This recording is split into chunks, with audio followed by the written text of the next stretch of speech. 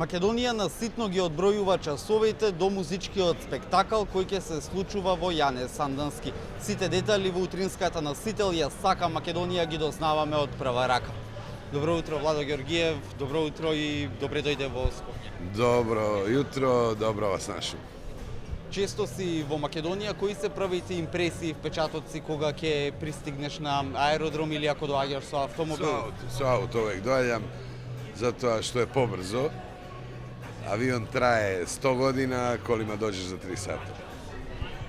Наситно одбројуваме до големиот музички спектакл кој ќе се случува вечерва, 24 април, Јане Сандански е местово. Докаде се последните подготовки, што ќе имаат можност сите присутни да видат па и да слушнат вечерва? Па имали су луѓе прилике да виде снимки из Белградске арене, имao sam 4 концерта у Белградskoj areni, gospodski, Kragujevac, još nekoliko velikih gradova. Na red je došao iz Skoplje, naravno nisam hteo Skoplje da zaobiđem sa ovom turnejom i očekujem vas večeras. Karte možete u ulici Makedonija da nađete, možete da nađete u Skoplje City Mall, online na ddtickets.com i u kafe bar Rias, koliko znam to je to. Već 3 dana se montira oprema, pravimo vrhunsku scenu, svirat ćemo u centru dvorane, 360 stepeni, dakle publika je sa svih strana i prvi put tako nešto kod vas. To sam radio i u Beogradskoj areni, mislim da će vam se jako dopasti. Така е, оние кои некогаш биле дел од сите твои концерти знаат каква е таа возбуда, каква е таа енергија, но дали овој концерт ќе има можеби некои отстапки во насока на изненадувања, некои специјални гости можеби се предвидуваат кои сега за сега публиката можеби не ги знае, ќе бидат препознаени само на самиот концерт вечер. Па кога могу да откриjem je Nigor i on je uvek sa mnom, skoro uvek na velikim koncertima, kad je Pesmatropski bar i tako dalje. Ostalo nek ostane malo iznenaduvanje za publika. Така е, често... Biće i plesači, biće sve jako lepo. Често го гледаме она што се случува на сцената, но како изгледа организирањето на еден ваков голем и значаен концерт, особено во друга држава, каде што едноставно колку и да си близок, сепак си гостин? Komplicirano. Šta значи? Pa znači da ovde ljudi jako lagano žive. Mi nismo navikli na tako opušten način organizacije. Ovde ljudi kao da će koncert sam da se desi, znaš. I ovde jedino na što možeš da računaš je publika. Realno da pričamo. Ljudi vole mnogo da piju kafence, da muabet. I ne se sekira, to je završeno, to gotovo, sve gotovo, a ništa nije gotovo.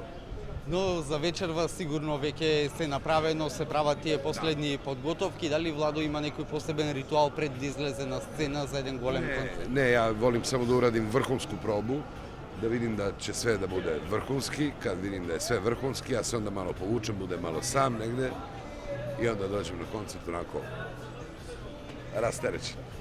Морам да прашам што е со репертоарот, дали строго е предвидено која по која музичка тема ќе иде или се одлучува како ќе тече атмосферата, што конкретно? U principu postoji uvek set lista, ali desi se da ja nekad ubacim nešto normalno, kako osjetiš masu, kako se mi energetski tu poklapamo, šta bi sad trebalo, možda nešto drugo, a onda ja malo promijenim. Onda su svi, ali dugo svi radimo zajedno i onda jako je to sve uigrano. Морам да прашам, забележав на вашиот официјален YouTube канал дека нема некои многу исечоци или цели снимки од концерти кои се со висок квалитет, нема нешто многу објавувани песни. Зошто тоа е така? Zato što treba da dođete na koncert. Koncert je uživo najbolja stvar. Kasnije možete vi to gledati na YouTube-u, ali nije to to. Uživo je максимум. Така е, со години, со децении си присутен на сцената. Дали паметиш кога се случи тој пресврат, кога Владо Георгиев од квалитетен музичар пејач стана регионална музичка звезда? Кога се случи тој период на истакнување? To se desilo odmah na početku, čim sam objavio prvi album. Zaista, to se jako brzo desilo i da kažem da sam možda imao sreću da se pojavim u jedno vreme kad je zaista nedostajala dobra muzika, mislim kvalitetna, jeli? Uglavnom sve što je tada bilo kvalitetno je već bilo poprilično staro.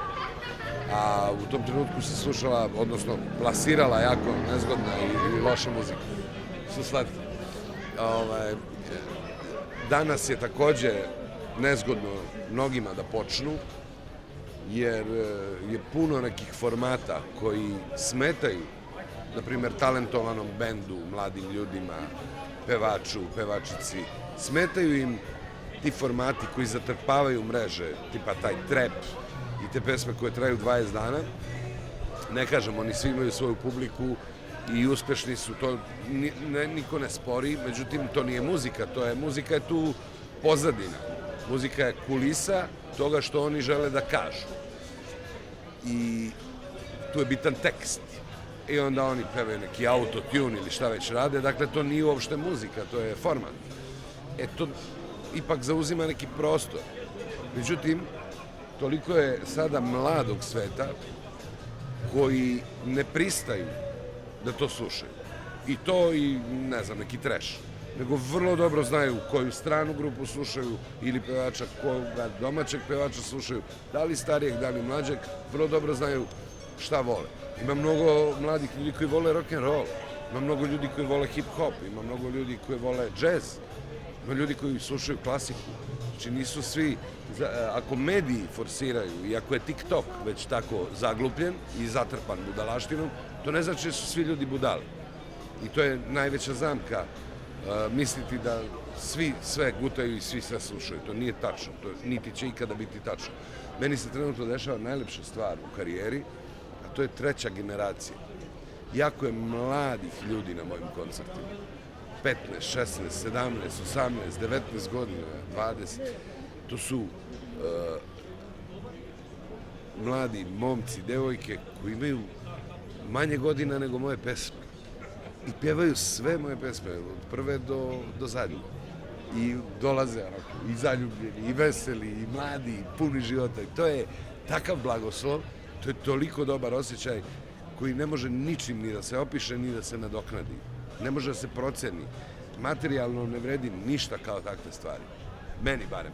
Така, може ли да се насети еден хит уште пред да се влезе во студио, уште пред да се сними песната, кога ќе добиете таа демо снимка, дали Владо вели, ова е хит или ова не го работам, нема да помине добро кај публика? Ako mnogo kalkulišete, onda pravite nešto što je unapred sračunato. To je nekako neki pristup koji ja ne praktikujem. Ja pišem pesme, ono što izađe iz mene, zaista, biografski, ono što je životno, ono što mi se događa. I to je ta melodija i to je to. Ja ne koketiram, ne razmišljam da li će to da ide nekome niz dlaku, da li će to da bude ovo će ljudi... Pa ako sam vesel, napravim veselu pesmu, ako je nešto tužno, bude tužna pesma, ali ne patetična, to je mnogo važno. Ogromna je razlika između, da kažemo, neke lepe ljubavne priče i vrlo odabranih reči.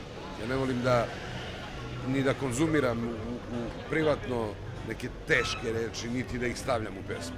Jer to na kraju bude patetično, to bude onako, jeftino. To se ne radi. Tako da radim samo onako kako ja osjećam, ali to na kraju osjeti i publika. I zato publika i voli to i razume. Така е, го започнавме разговорот со Македонија, кога доаѓаш во Македонија, без што не се враќаш назад дома? Дали она класично мора да се проба, не знам, македонски ајвар, сирење, ракија? Ja se vraćam puno gepeka. Kako ne? Makedonija je stvarno, ja ovde kad bi živeo, morao bi 3 puta dnevno da treniram.